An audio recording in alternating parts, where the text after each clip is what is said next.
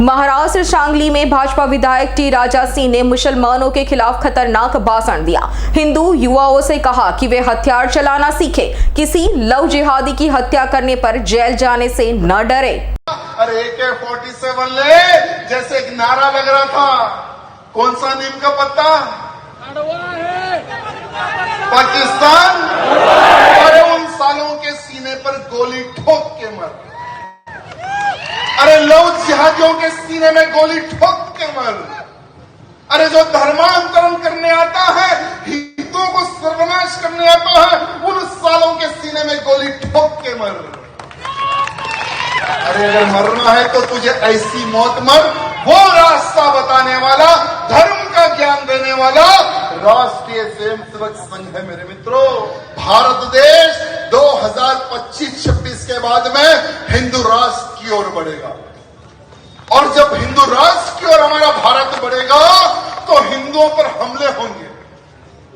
तो क्या आज का हिंदू मार खाने वाला है? अगर मार नहीं खाना है तो शस्त्र विद्या सीखो मेरे मित्रों, अपने बच्चों को शस्त्र विद्या सिखाओ। गया है नेपाल में लव जिहाद के नाम पर हिंदू बहन बेटियों को उठाकर ले जा रहे हैं, मंदिर जाने वाले पंडितों पर हमले हो रहे हैं। सरकार हो या पुलिस हो, लव जिहादियों के सपोर्ट में खड़ी हुई है। अरे जो पुण्य क्षेत्र है नेपाल, पशुपतिनाथ का मंदिर है, वहां पर गौ माताओं की हत्या आजू बाजू हो रही है।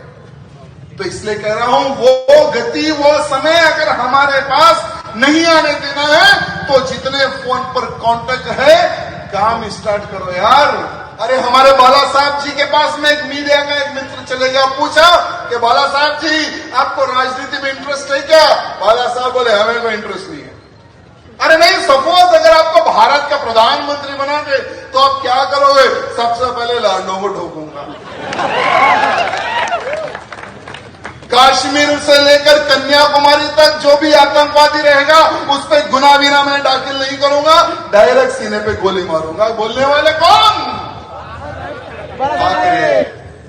अरे जब अमरनाथ यात्रा रुकी थी तो यही मुंबई के एयरपोर्ट पे एक भी हज यात्रा के लिए प्लेन नहीं उड़ा था। ये काम करने वाले कौन? वो बनो यार, जब हम उनको आदर्श ले सकते हैं तो तुम कह नहीं। अरे जो डर गया, डरो मत जीवन में कि ये व्हाइट टोपी वालों के भरोसे आप ना रहे। इनको अगर आप कितनी भी सब्सिडी दे दे, अगर इनको आप कितना भी चावल दे दे, अगर आप कितना भी इनको घर बना के दे दे, इनके हाथ में जो चाकू है ना, वो पीछे से भोगने की ही इनकी आदत है। आपको कभी वो सपोर्ट नहीं करने वाले। इसलिए मैं निवेदन करना चाहता हूं कि मुख्यमंत्री जी उठाओ दांडे, महाराष्ट्र सुरक्षित रहेगा। हमारे भारत में हिंदुओं की संख्या 8% कम हो चुकी है। क्यों? क्योंकि हमारी जो सोच है ना, पहले थी हम दो हमारे दो, अब हम दो हमारा एक। इसमें हमारी संख्या कम हो गई है। भारत में 8% यानी बहुत बड़ी बात है। अरे जब हमारा भारत देश आजाद हुआ 1947 में मेरे मित्रों, पूरे भारत में यानी पाकिस्तान, बांग्लादेश को मिलाकर पूरे भारत में मुसलमानों की संख्या सिर्फ 2 करोड़ थी। कितने? और हिंदुओं की संख्या 35 करोड़ थी वो समय पर। और आज हिंदुओं की संख्या 85 करोड़ है और वही मुसलमानों की संख्या 40 करोड़ है। जब ग्लोबल का सर्वे आया तो 43% मुसलमानों की जनसंख्या पूरे भारत में बढ़ चुकी है। कितने परसेंट? लव जिहाद का प्लान समझ में आ रहा है? थोड़ा थोड़ा समझ में आ रहा है। जिस देश में अगर मुसलमानों की संख्या 40% से पार हो जाती है, वो देश एक इस्लामिक राष्ट्र बन गया। ये इतिहास गवाह है। और आने वाले समय में ये इसलिए लोग डंके की चोट से कह रहे हैं कि हम गजवा हिंद करेंगे, भारत को एक इस्लामिक देश बनाएंगे। आज का इनका नारा है मेरे मित्रों। ये हर शुक्रवार को जब एक जगह जमा होते हैं ना, वहां पर इनको एक टारगेट दिया जाता है, चाहे कुछ भी हो जाए, एक टाइम का खाना खिलाओ लेकिन बच्चे पैदा करो। अगर वो महिला बच्चे पैदा करने में अगर फेल होती है तो दूसरी शादी करो, तीसरी शादी करो, चौथी शादी करो। उनके उसमें तो 7 शादियां तो कर ही सकते हैं। बस टारगेट है जनसंख्या बढ़ाओ। अरे ऐसे ही जनसंख्या बढ़ाते बढ़ाते मेरे मित्रों 50 पे 7 इस्लामिक देश बन गए हैं। कितने? 57 कंट्रीज इनकी आज इस्लामिक कंट्रीज है। अगर यहां पर इनकी संख्या अगर बढ़ती है, अगर यहां पे इनकी संख्या बढ़ती है, अगर भारत इस्लामिक राष्ट्र अगर बन जाता है तो तुम कहां भागे मोदी जी? जनसंख्या निरंतरण पे भी एक कानून बने।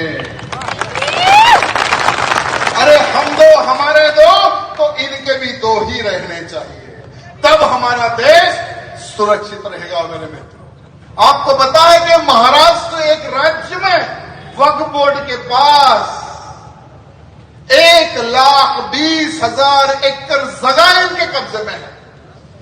आपके सांगली में 2,500 एकड़ जगह इन वक्फ बोर्डियों के हाथ में है। ये हाल है हमारे पास। हर जगह पर जाते हैं ये वक्फ बोर्डी, बोर्ड लगाते हैं, वो लैंड समझो कब्जा। ये वक्फ बोर्ड कब से आया? हमारे जो चिच्चा नेहरू थे ना, पहले प्रधानमंत्री भारत देश के, हमारे चिच्चा नेहरू जी ने इस एक्ट को इंप्लीमेंट किया। क्यों किया?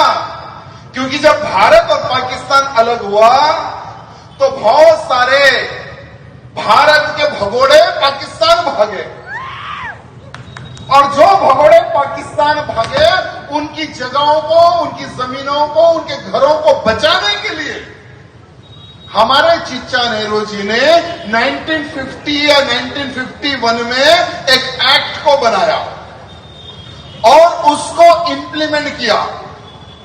और आज वो समय पर हजारों एकड़ में लैंड था और आज की तारीख में 10 लाख एकड़ लैंड इनके हाथ में है पूरे भारत में। मेरे भारत में जितने भी जो वक्फ बोर्ड के लैंड पर जो लैंड है उन पर हॉस्पिटल बनना चाहिए। वक्फ बोर्ड एक्ट को खत्म करना चाहिए। जितनी जगह है वहां पर मकान बनना चाहिए हिंदुओं के लिए, ग्राउंड बनना चाहिए हिंदुओं के लिए, कॉलेजेस बनना चाहिए हिंदुओं के लिए। मेरे मित्रों, तभी हम हमारे घर को बचा सकेंगे, तभी हम हमारी जमीन। અમારી તમામ માહિતીથી અપડેટ રહેવા માટે જોડાયેલા રહો S9 ન્યૂઝ સાથે।